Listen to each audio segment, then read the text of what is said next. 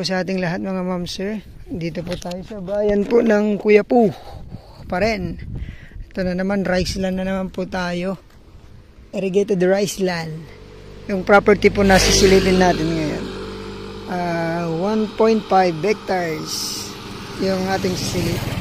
So power line, internet, meron naman dito. Ito po yung property. Ito right of way talaga to sa kanya po. Tapos daanan po lahat ng magsasaka. Ay ang ganda ng ano ng palay nila oh. Ang taba ng bunga. Ayan, ito na po yung property. Ayan. Pilapil. Diretso po doon. Tapos pa ganun.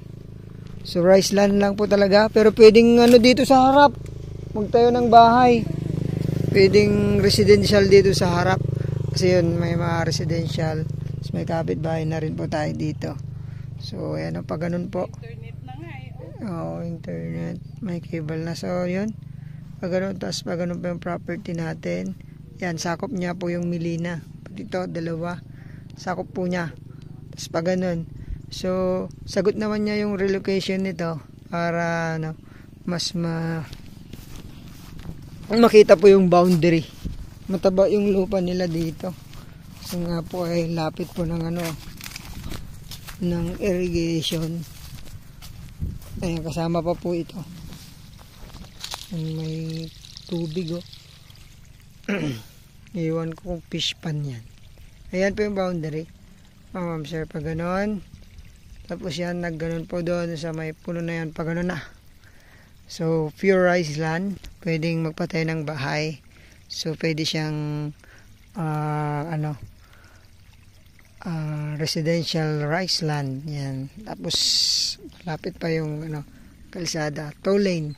So, ilagay ko po sa description nito kung ilang kilometro po from provincial road ng Quiapo. Quiapo, Nueva Ecija Road to Pangasinan Provincial Road. Yan. Ang ganda po.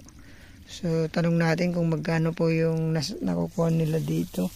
So, 3 times daw po sinasaka to dahil hindi po problema yung tubig nila. Pero yung iba, pag second crop, third crop, gulay. Kasi nagmamais din sila. So, yun. 1.5 hectares po ang price ni seller dito, 2 million. Sagot nila ang capital gain tax. Yun ang papers nito, tax deck, pero pangalan po ng seller natin. So, pwede pong may transfer agad. Kasi pangalan po niya yung tax deck nito. So, sa kung gusto niyo pong makipag-negotiate, tawagan niyo po ako sa aking numero. Nalagay ko po sa aking monitor para makita po yung number tsaka yung aking pong Facebook, lalagay ko po doon. Makikita nyo, Jelor Civil Mora po. Ayan. Rice land, pwedeng residential. Ayan. So, yun. Maraming salamat po. Sana ho magustuhan nyo to. Bayan po ng Quiapo. God bless po sa ating lahat.